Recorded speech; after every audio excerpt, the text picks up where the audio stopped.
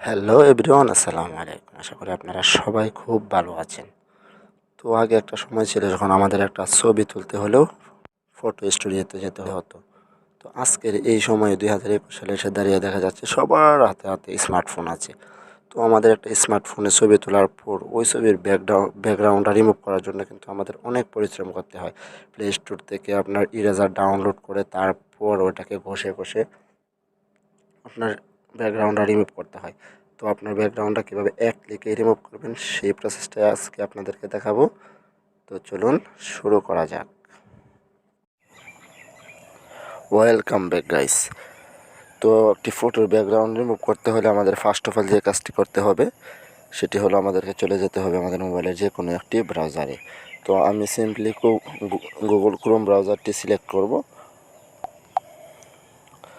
তো Google Chrome ব্রাউজারে আসার পর গুগলের সার্চ বক্সে আপনি লিখবেন remove.bg। তো remove.bg লেখার পরে আপনার সামনে ঠিক এরকম একটা ইন্টারফেস চলে আসবে। তো আপনি প্রথমে দেখবেন remove.bgর যে ওয়েবসাইটটি আছে সেই ওয়েবসাইটটিতে চলে যাবেন। তো সেই ওয়েবসাইটটিতে যাওয়ার পর আপনার সামনে এরকম একটা ইন্টারফেস চলে আসবে। আপনি একটু নিচের দিকে দেখুন, এখানে লেখা আছে আপলোড ইমেজ। তো আপনি এখানে সিম্পলি ক্লিক করবেন। তো এখানে ক্লিক করার পর আপনার সামনে সেম এরকম একটা ইন্টারফেস আসবে। আপনি এখান থেকে ব্রাউজারটা সিলেক্ট করে গ্যালারিতে চলে যাবেন।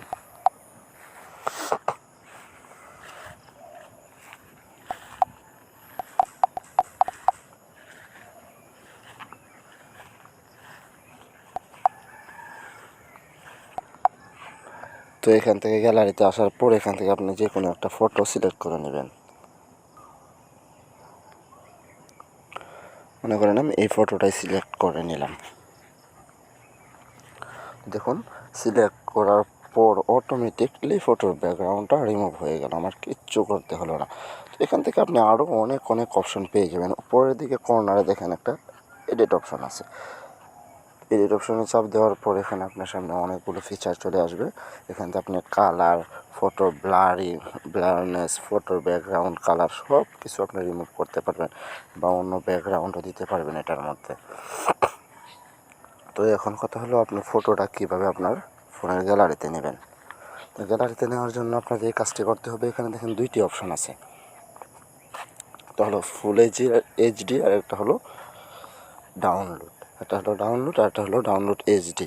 তো আপনি যে কাজটা করবেন এখানে সিম্পলি ডাউনলোড ইমেজের উপর ক্লিক করে দেবেন। তো ক্লিক করে দেওয়ার পরে যে দেখেন আমার নিচ থেকে ডাউনলোড হয়েছে, ডাউনলোড কমপ্লিটও দেখিয়েছে। তো এইটুকুই কাজ।